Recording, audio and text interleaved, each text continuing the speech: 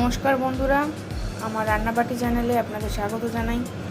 তো ছেলে আজকে বললো যে মা পিৎজা করে দাও। তো আমি যেগুলো অনলাইন মারফত পেয়েছি, একটা পিৎজা বেস নিয়ে নিয়েছি, আর চিজ নিয়ে নিয়েছি, আর ওই পিৎজা সস আনিয়েছি, আর ওই বাড়িতে মেয়োনিজ ছিল, তো মেয়োনিজ আর পিৎজা সস দিয়ে একটা সস বানিয়ে নিয়েছি।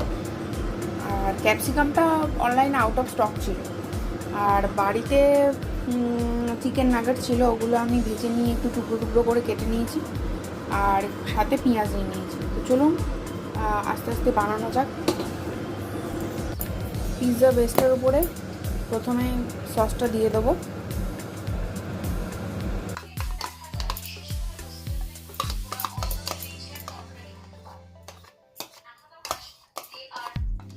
বাড়িতে মোটামুটিভাবে যেরকম পারবো বলেছি বানিয়ে দিচ্ছি, দেখা যাক কেমন লাগে খেতে।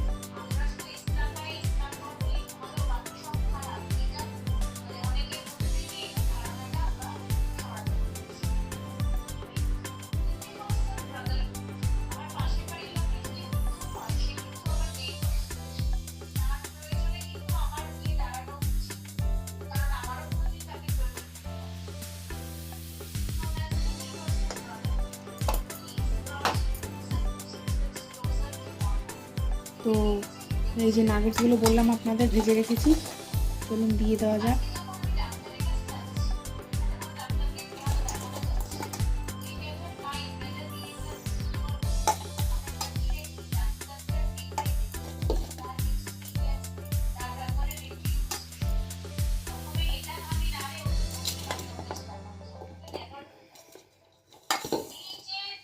আর এই যে পেঁয়াজ পেয়েছি, পেঁয়াজ কেটেছি। ক্যাপসিকামটার অনলাইনে এখন পাইনি, আউট অফ স্টক দেখাচ্ছে। তো বাড়িতে মোটামুটি যা উপকরণ ছিল আর বাদবাকিগুলো আনিয়েছি।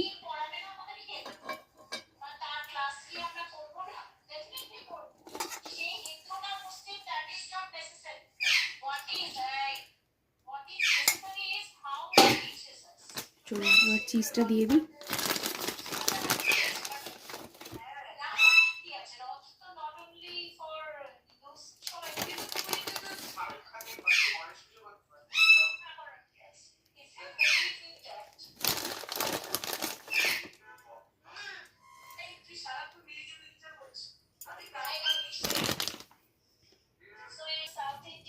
তো চলুন অরিগানোটা দিয়ে দিই। এই যে অরিগানো,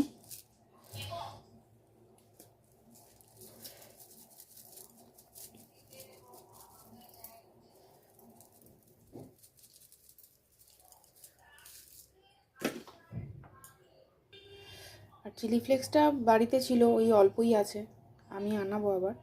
তো আজকে যা আছে মোটামুটি চালিয়ে নিই। এটা তো এমনি খুব একটা অন্য কোনো রান্নায় লাগে না, খুব কম লাগে। মোটামুটি রেডি হয়ে গেছে। তো এবার মাইক্রোওভেনে দিয়ে দেবো।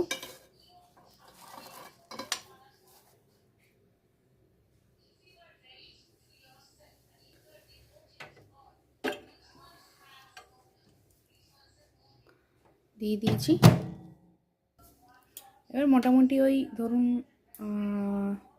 এই মিডিয়ামে আঁচ বলে ফেলেছি, মিডিয়ামে দিয়েছি, দিয়ে ওই 3 মিনিট মতো দিয়ে দেবো। তো এই যে কুক হতে থাক। মনে হচ্ছে হয়ে গেছে, চলুন দেখি। হ্যাঁ, দেখে তো মনে হচ্ছে হয়ে গেছে। তো বার করি।